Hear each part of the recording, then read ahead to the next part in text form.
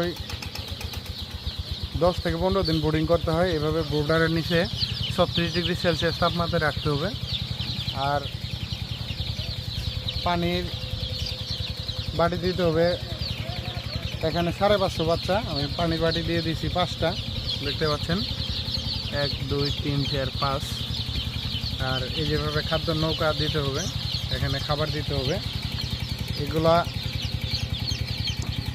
বাচ্চার মেন আসল বিষয় হচ্ছে ব্রুডিং যদি ভালো না হয় তাহলে পরবর্তীতে বাচ্চার ভালো এটা আসবে না। সেজন্য ব্রুডিংয়ের বিষয়টা খুব খেয়াল করে সুন্দর করে ব্রুডিং করতে হবে।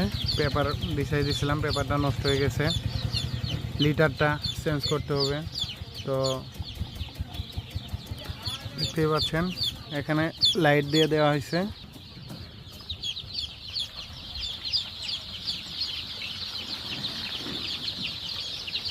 মোট 500 ওয়াটের লাইট দিয়ে দিছি।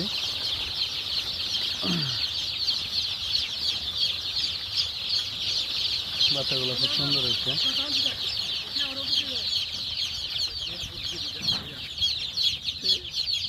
এটা সোলার বাতি।